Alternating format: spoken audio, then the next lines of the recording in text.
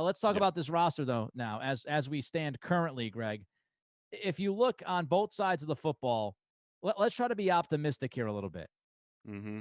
As far as building blocks, as far as foundational pieces, Yep. give me a few guys that you feel good about and you think gives this team a chance to actually be back in the playoff hunt and maybe even be a contender within the next year or two. Yeah, well, I mean, I think you have to start on the offensive line. I do think Isaiah Wynn is a building block. At what position, I'm not sure because I don't know.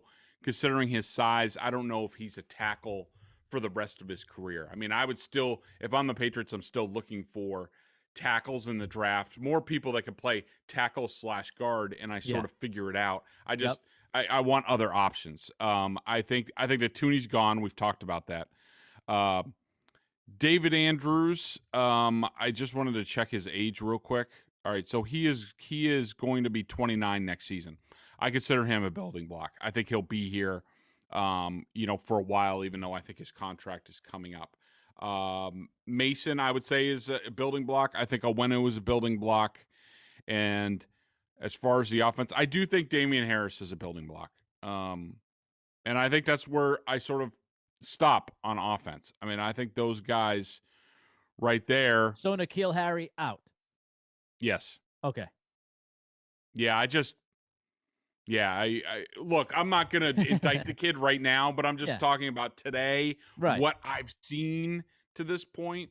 And I do think that there's a reason, Nick, that he's been playing. Of course, we all got the argument, and I think maybe you made it on Twitter. Why not more Jacoby Myers after what we saw this weekend? Why wasn't he out there? Well, then you got to set the first-round pick who has yet to play a full NFL season. He played 8 games last year. He's played, whatever games this year.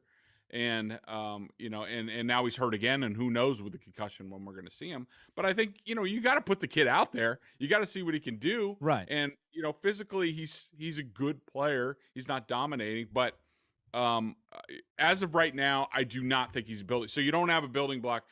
I mean, Damian Harris is a bit of a stretch just because, and let's just chalk up running back to a position that I think anybody is a building block. If you have a decent young one, it doesn't really matter who they are. Right, exactly. Not hard to find. And here's the thing I will say, okay, about N'Keal Harry. And this is what frustrates me a little bit about N'Keal, and it's not necessarily on the player, it's on the team.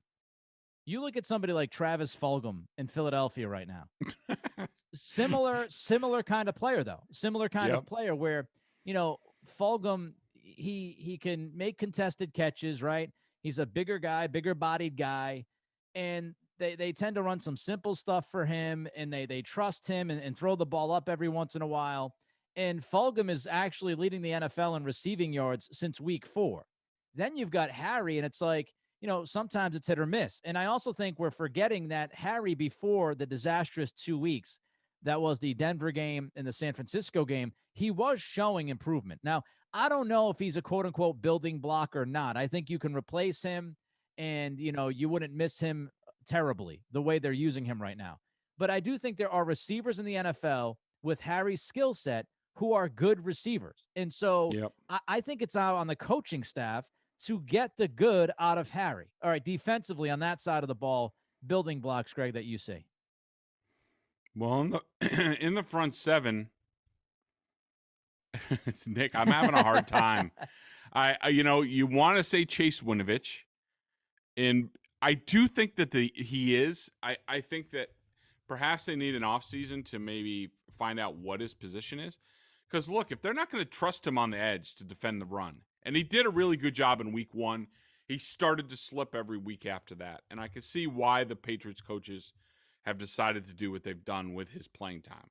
But if he's not going to hold the edge, why not take a look at moving him inside to inside linebacker, especially considering where they are right now. And look, the outlier in the front seven is Josh Usher. We didn't see him till last week.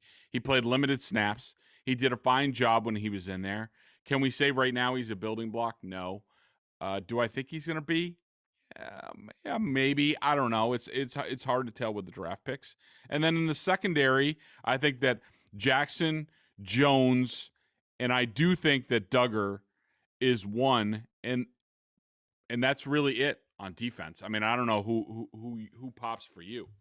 Nothing for Jennings. I'm just wondering, I know he's played a lot less snaps recently. Do you see anything with Anthony Jennings or no? I think that Jennings can be a good player, a good solid player, but I don't know if he's going to be any better than say like, you know, Gary Guyton or those type Brandon Spikes. He certainly has more athletic ability than Spikes, but just one of those regular Patriots stand-up linebackers that sort of do a good job. I mean, I have seen flashes of athletic ability, but it really troubles me that in a game like the Bills game on Sunday and also the 49ers game that when they need to stop the run that he's not really out there and not really doing much. I mean, Yeah. he was terrible in the game before, which is what I think landed him on the bench. So that's a concern, but I think he's a good player. But as far as a building block, I'm all right. These are who are going to be our playmakers or best players going forward.